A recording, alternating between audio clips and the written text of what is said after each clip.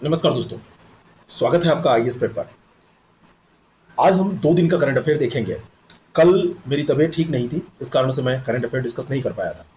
तो आज की डेट में 26 और 27 मई दोनों दिन का करंट अफेयर हम देखेंगे। चलिए शुरू करते हैं और फटाफट इसको हम डिस्कस कर लेते हैं। एक खुशखबरी भी आपको बतानी है। जिस कार्यक्रम का आप इंतजार बहुत दिन से कर रहे थे, वो कार्यक्रम अभी स्टार्ट होने वाला है। तो उसके बारे में भी आज डिटेल में बताऊंगा। और अगर उस कार्यक्रम को आपको देखना है तो आज रात को 10 बजे ओम पांडे चैनल पर आप जरूर मिलें। तो चलिए शुरू करते हैं और लेते हैं पहला टॉपिक या पहली न्यूज। वन स्टॉप सेंटर योजना किस मंत्रालय द्वारा शुरू की गई? यहां पर हम जानेंगे कि वन स्टॉप सेंटर योजना है क्या और किस मंत्रालय के द्वारा ये शुरू की गई है। इसकी शुरुआत बाल विकास मंत्रालय जो है, जो कि महिला एवं बाल विकास मंत्रालय, एक साथ में महिला एवं बाल विकास मंत्रालय, उसके द्वारा की गई है। और ये जो योजना है, ये लिंग आधारित हिंसा से पीड़ित जो भी भारतीय महिलाएं उनको हेल्प करेगी। और 9 देशों में स्थित 10 मिशनों में वन स्टॉप सेंटर स्थापित करने के कार्य किए जाएंगे। वन स्टॉप सेंटर सऊदी अरब के जेद्दा और रियाद में, Australia, Canada, Singapore, Bahrain, Kuwait, Qatar, Oman और यूएई में स्थित हैं। ये सेंटर जो हैं, ये इन देशों में स्थित है। यहाँ से भी प्रश्न बन सकते हैं। सखी के नाम से लोकप्रिय जो योजना थी, इस योजना को महिला एवं बाल विकास मंत्रालय के द्वारा तैयार किया गया था।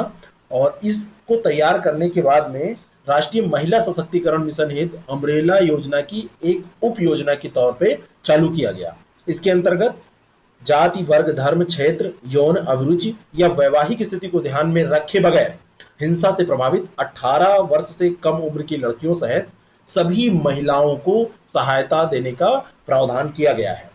निर्भया फंड के माध्यम से इसका वित्त पोषण किया जा रहा है। और केंद्र सरकार इस योजना के तहत राज्य सरकारों या संघ राज्य क्षेत्र प्रशासन के जो स्टेट है, मतलब जो केंद्र शासित प्रदेश हैं, उनमें 100% वित्तीय सहायता प्रदान कर रही है। तो इस योजना के बारे में महत्वपूर्ण बातें यह है कि 100% ये केंद्र शासित परियोजना है और इसमें सभी महिलाओं को कवर किया जाएगा। किसी प्रकार का कोई भेदभाव नहीं किया जाएगा। और ये इन देशों में ये है, स्थित है ये सेंटर। विश्व थायराइड दिवस की स्थिति को आयोजित किया जाता है। कई बार लोगों का कहना होता है कि दिवस इतने नहीं पूछे जाते, लेकिन थायराइड के बारे में तो पूछा जाता है ना। तो दिवस डिस्कस करने का मतलब यही होता है कि उसके बारे में भी आप जान जाएं। 2008 से शुरुआत हुई थी 25 मई को विश्व थायराइड दिवस को आयोजित करने की। थायराइड जो ग्रंथि है, ये गर्दन के सामने वाले हिस्से में पाई जाती है। और प्रत्येक 10वां वयस्क जो व्यक्ति होता है, वो हाइपोथायराइडिज्म रोग से ग्रसित होता है। पूरे विश्व में हर 10वां व्यक्ति, यानी कि 10% लोग जो है थायराइड से ग्रसित होते हैं। और इस रोग में थायराइड ग्रंथि पर्याप्त थायराइड हार्मोन्स का उत्पादन नहीं कर पाती, ये समस्या होती है। ठीक है। और थायराइड क्यों होता है, जरा कमेंट करके बताइएगा। अगला जो प्रश्न है, अंतर्राष्ट्रीय वित्तीय सेवा केंद्र प्राधिकरण IFSCA ने निवेश कोष के संबंध में किसकी अध्यक्षता में समिति का गठन किया? तो अभी इसने फिस्का जो है, इसने निवेश कोष के संबंध में एक समिति बनाई है, नीलेश शाह की। नीलेश शाह समिति इस पर अपना कार्य करेगी। कोटक महिंद्रा परिसंपत्ति प्रबंधन कंपनी लिमिटेड के प्रबंध निदेशक रहे हैं नीलेश शाह, और इन्हीं की अध्यक्षता में ये समिति गठित की गई है। प्रौद्योगिकी, वितरण, कानूनी अनुपालन और संचालन जैसे क्षेत्रों में समग्र फंड प्रबंधन कि पारिस्थितिक तंत्र के प्रतिनिधि भी इसमें शामिल होंगे। और इस समिति में जो कार्य करेंगे ये लोग मिलके, वो करेंगे क्या? वित्तीय योजनाओं की रूपरेखा बनाने का काम करेंगे। निवेश संबंधी ये योजनाएं होंगी। और ये समिति वैश्विक वित्तीय गतिविधियों की समग्र समीक्षा करेगी और उद्योगों की कार्य योजना के बारे में सिफारिशें करने के लिए कार्य करेगी। IFSCA के बारे में बात करें तो इसकी स्थापना अभी 2020 के अप्रैल में ही की गई थी। और अंतर्राष्ट्रीय वित्तीय सेवा प्राधिकरण विधेयक लाया गया था इसके लिए 2019 में। 19 में विधेयक लाया गया, 20 में इसकी स्थापना की गई। और ये घरेलू अर्थव्यवस्था के अधिकार क्षेत्र से बाहर के ग्राहकों को आवश्यक सेवाएं उपलब्ध कराता है। और इसकी अगर आपसे पूछ ली जाए इसका हेडक्वार्टर कहाँ है ना, ये कहाँ पर स्थित है, इसकी स्थिति के बारे में भी पूछा जा सकता है। तो ये गांधीनगर गुजरात में स्थित है। गुजरात की राजधानी क्या है? गुजरात की राजधानी क्या है, जरा बताइएगा। तो ये गुजरात में गांधीनगर में गिफ्ट सिटी में स्थित है, ध्यान रखिएगा।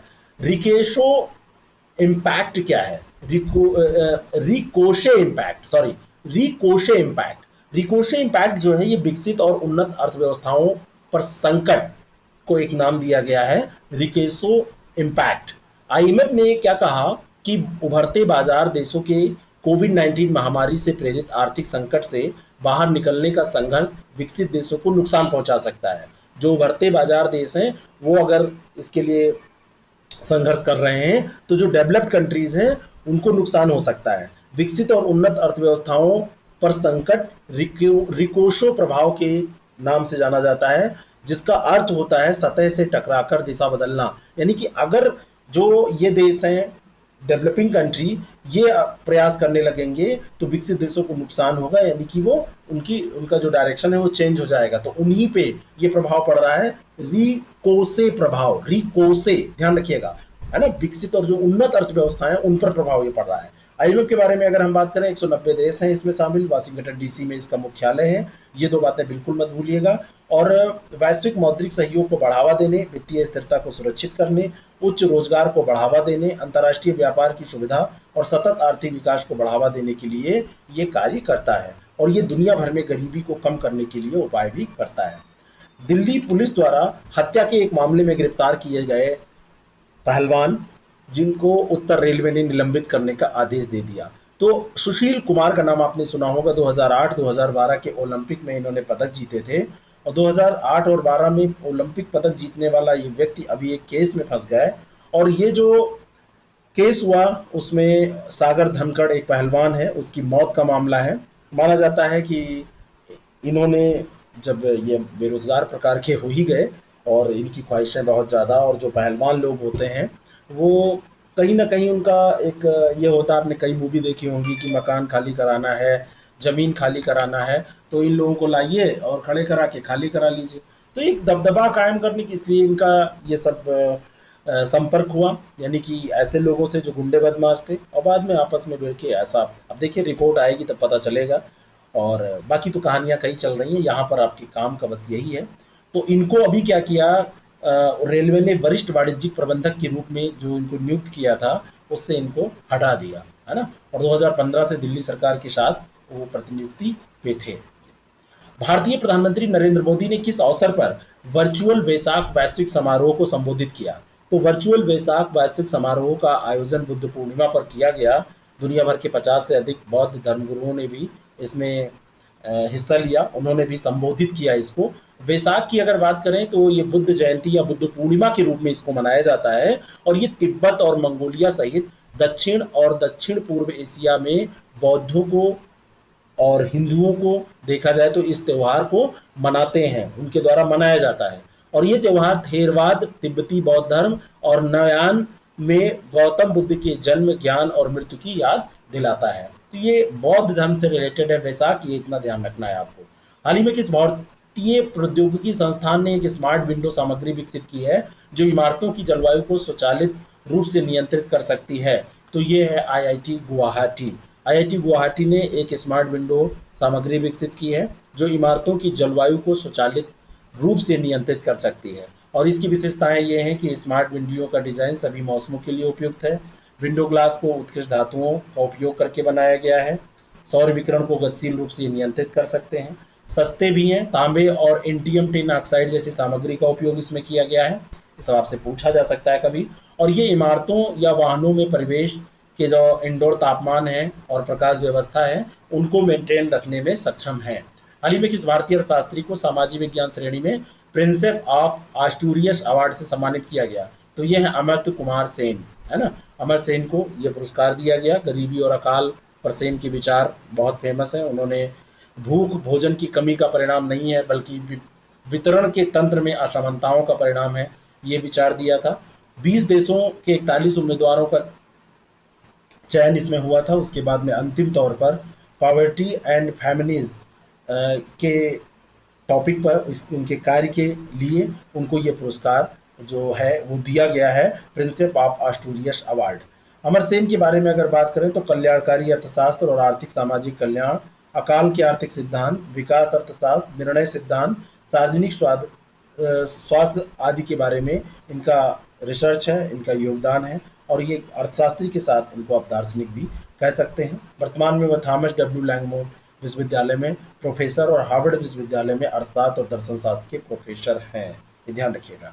भारत ने कृषि में सहयोग के लिए किस देश के साथ 3 साल के कार्यक्रम पर हस्ताक्षर किए हैं?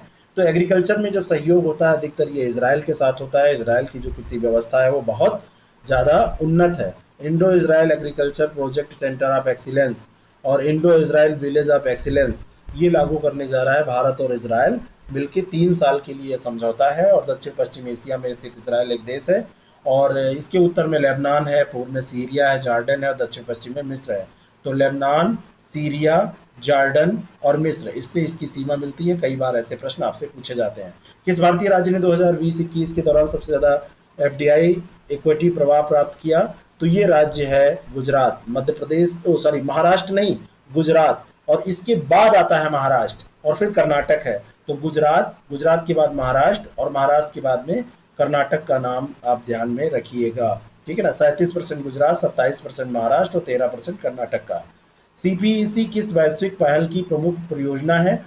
तो CPEC belt and road initiative है ना। चीन पाकिस्तान आर्थिक गलियारा है सीपीईसी, तो चीन के बेल्ट एंड रोड इनिशिएटिव की प्रमुख परियोजना है सीपीईसी। और भारत इस परियोजना का विरोध कर रहा है क्योंकि ये पाकिस्तान के कब्जे वाले जो पीओके है, पाक ऑक्युपाइड कश्मीर, वहाँ से होकर ये गुजर रही है। तो भारत इसका विरोध कर रहा है क्योंकि चाइना ऐसे डिस्प्यूटेड एरियाज पे अपना ध्यान रखता है और बाद में धीरे धीरे उसको कब्जा करने की कोशिश करता है। तो चीन और पाकिस्तान ने हाल ही में अपने राजनयिक संबंधों के 70 साल पूरे होने का जश्न मनाया और उसी में ये घोषणा भी की गई। $60 अरब की सीपीसी परियोजना का बचाव करते हुए चीन ने कहा कि एक आर्थिक परियोजना है जो किसी तीसरे देश को लक्षित नहीं करती है।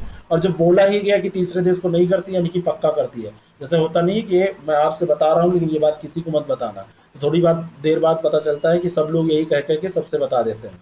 वैसी स्थिति ये है कि भारत से संबंध नहीं है, लेकिन तो बोल क्यों रहे हो भैया तीसरे देश से संबंधित नहीं है? जब है जान रहे हो तो बोल कह रहे हो कि नहीं है? कौन सी संस्था जिला केंद्रीय सहकारी बैंकों के राज्य सहकारी बैंकों के साथ विलय को मंजूरी दे सकती है? तो जो भी ऐसे विलय होते हैं बैंक से संबंधित वो आरबीआई ही करती है। कॉन्सेप्ट आप क्लियर रखिए। और रिजर्व बैंक को, जो ये बैंक हैं, इन बैंकों के समामेलन को मंजूरी जो है जब तक नहीं रिजर्व बैंक देगा, आवश्यक है मंजूरी, अगर नहीं देगा तब तक ये ऐसा नहीं हो पाएगा। बैंकिंग विनियमन संशोधन अधिनियम 2020 को राज्य सहकारी बैंकों के साथ जिला केंद्रीय सहकारी बैंकों के लिए सूचित किया गया है और आरबीआई ने कहा है कि वो कई शर्तों के अधीन ये काम करेगा, इसके एकीकरण पे विचार करेगा। देखिए क्या होता है। और नाबार्ड की सिफारिश, अतिरिक्त पूंजी निवेश रणनीति, वित्तीय सहायता के प्रबंध संबंध में आश्वासन आदि भी इसमें मुद्दे शामिल हैं जो ये देखेगा। आपको मैं बताना चाहता हूं कि आपका बहुप्रतीक्षित जो प्रोग्राम डेली 30 है वो हम स्टार्ट करने जा रहे हैं। इस प्रोग्राम को आप देख पाएंगे अब, लेकिन इसमें थोड़ा सा परिवर्तन किया गया है। प्रोग्राम, ये वीडियो सबके लिए ओपन प्लेटफॉर्म पर अभी जारी रहेगा। डेली 30 है क्या, जो लोग नहीं जानते हैं वो जान लें। 20 क्वेश्चन एक टॉपिक पर डेली जीएस के और 10 क्वेश्चन करंट अफेयर के। कभी ये 21 और 9 भी हो सकता है, 22, 8 भी हो सकता है, लेकिन 20 से कम जीएस के नहीं रहेंगे। इनको हम डेली डिस्कस करते हैं। इसमें वीडियोस में डिस्कशन होता है, उसको हम कॉन्सेप्ट लेवल पर क्लियर करते हैं। वीडियो थोड़ा बड़ा भी हो जाता है तब भी कोई वो नहीं, लेकिन आधे घंटे के आसपास का वीडियो होता है। और इसके बाद में अब इस प्रोग्राम में तब्दील ये किया गया है कि इसमें सीरियस लोग ही शामिल हो सकें।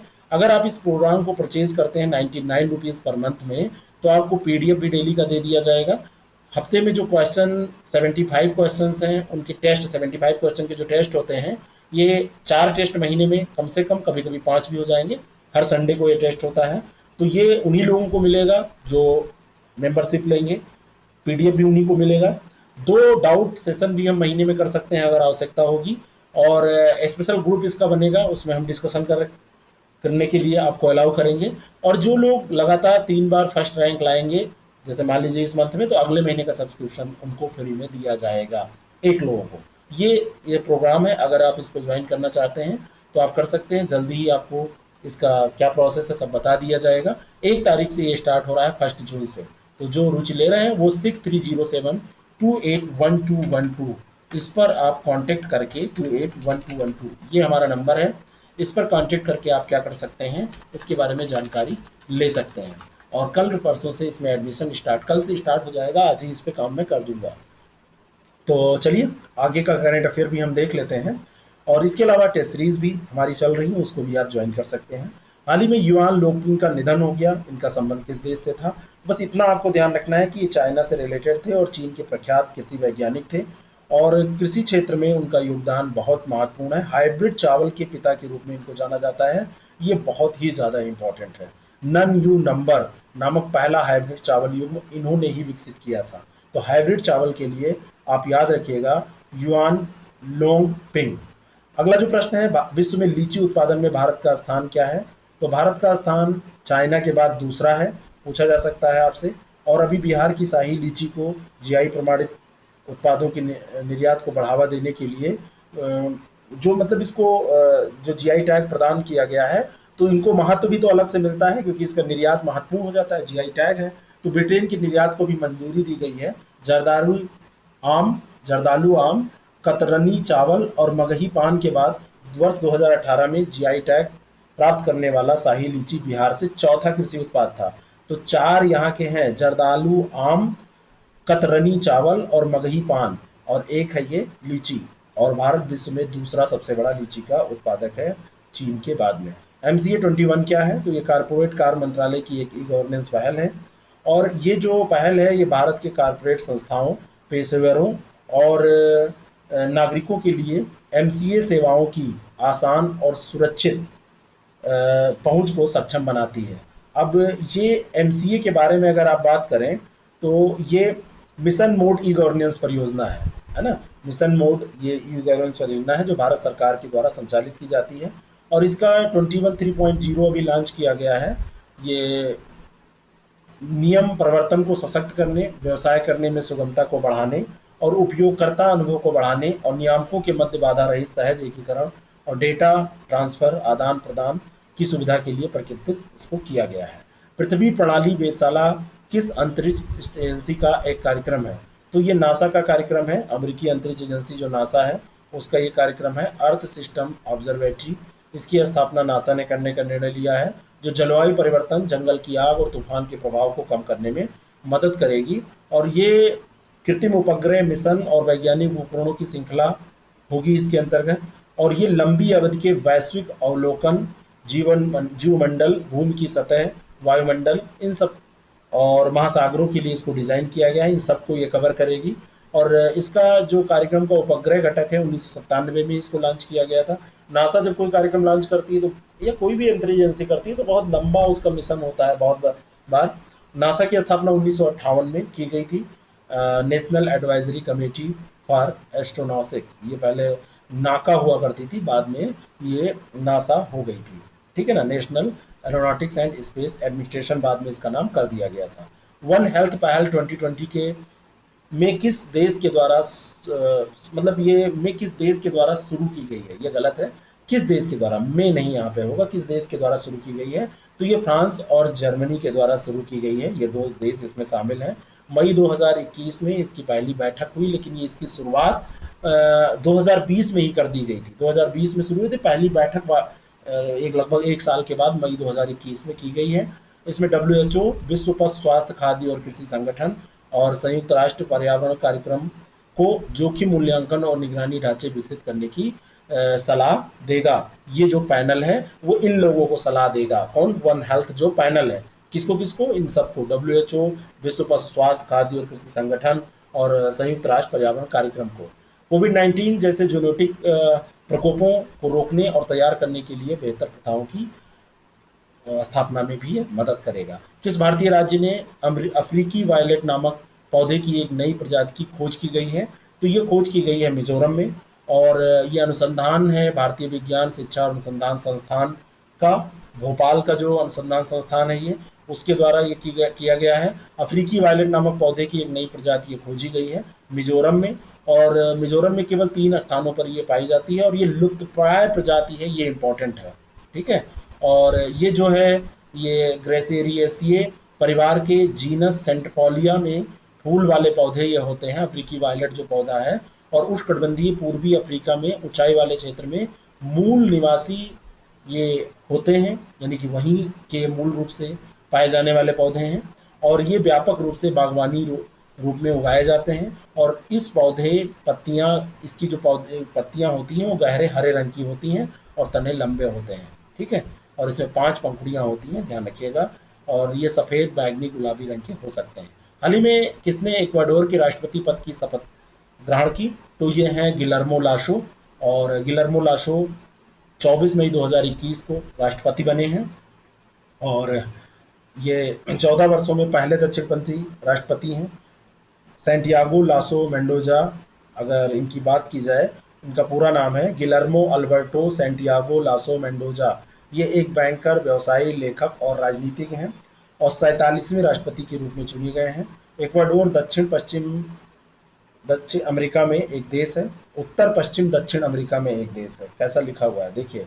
तो इक्वाडोर का आप जान ही सकते हैं कहाँ है, दक्षिण अमेरिका में है और उत्तर पश्चिम में स्थित है, ये कहा जा रहा है उत्तर पश्चिम में है, और दक्षिण अमेरिका, ये दक्षिण अमेरिका में है, इसलिए ऐसा लिखा हुआ है, इसमें परेशान होने की बात नहीं है। भारत में कुनो राष्ट्रीय उद्यान कहाँ स्थित है? तो कुनो राष्ट्रीय उद्यान चर्चा में क्यों आया? तो देश में आखिरी चीता की 1947 में छत्तीसगढ़ में मृत्यु हो जाने के बाद 1952 में इसे भारत में विलुप्त घोषित किया गया था, और इस जानवर की इस साल नवंबर में मध्य प्रदेश के कुनो नेशनल पार्क में देश में फिर से आने की उम्मीद बनाई गई है कि वहां पे ये आएंगे। और भारतीय वन्यजीव संस्थान ने कुछ साल पहले एक चीता री इंट्रोडक्शन प्रोजेक्ट तैयार किया था, तो उसी के तहत है ना। और इसलिए मतलब अभी ये क्यों मनाया जा रहा है, इसी कारण से बनाया जा रहा है कि अब अफ्रीका से भारत में चीते लाए जाने हैं, तो ये चर्चा में आया है, क्योंकि यहाँ पे पाया जा रहा है कि ऐसी स्थितियां हैं जहाँ पे वो आसानी से रह सकते हैं, प्रजनन कर सकते हैं। कोविड-19 उपचार में इस्तेमाल होने वाले इक्मो का अर्थ क्या है? तो ये है एक्स्ट्रा कॉर्पोरियल मेम्ब्रेन ऑक्सीजन, और ये एक्स्ट्रा कॉर्पोरियल मेम्ब्रेन ऑक्सीजन का इस्तेमाल डॉक्टर गंभीर रूप से जो बीमार रोगी होते हैं उनके लिए करते हैं, जब ऑक्सीजन समर्थन विफल हो जाता है। एक्मो का उपयोग तभी किया जाता है, कृत्रिम हृदय और कृत्रिम फेफड़ों की जोड़ी के रूप में ये कार्य करते हैं। क्लाइड्स स्पॉट जो हाल ही में चर्चा में रहा, किस ग्रह में स्थित है? तो ये बृहस्पति ग्रह में स्थित एक स्थान है ना। और क्लाइड स्पॉट की खोज 2020 में एक शौकिया खगोल शास्त्री ने बृहस्पति ग्रह पर की थी। कोई किसी स्पेस एजेंसी का मिशन नहीं था, और ये ग्रह के प्रसिद्ध ग्रेट रेड स्पॉट के पास अंडाकार आकार की विशेषता के रूप में मौजूद है। और नासा के जूनो अंतरिक्ष यान जो बृहस्पति की परिक्रमा कर रहा है, इसने अप्रैल 2021 में इस स्पॉट की एक तस्वीर का खुलासा किया। तो जूनो किससे रिलेटेड है? बृहस्पति से रिलेटेड है। बाकी सौरमंडल का सबसे बड़ा ग्रह है बृहस्पति, जुपिटर इसको कहते हैं, सर्वाधिक हाइड्रोजन इसमें पाया जाता है, और वायुमंडल इसका बहुत ठंडा है, और ये अपनी धुरी पर चक्कर लगाने में 10 घंटे सबसे कम, और सूर्य की परिक्रमा करने में 12 वर्ष का समय लेता है। ठीक है। और अब तक इसके जो ज्ञात उपग्रह हैं, इनकी संख्या ये और बढ़ गई होगी, है ना। ध्यान रखिएगा, ज्ञानमीड जो है, ज्ञानमीड सबसे इसका बड़ा उपग्रह है। तो ये आपको कैसा लगा करंट अफेयर ज़रूर बताएं, और डेली 30 कार्यक्रम देखना हो तो आज रात में 10 बजे ओम पांडे चैनल पर मिलें। Thank you sir.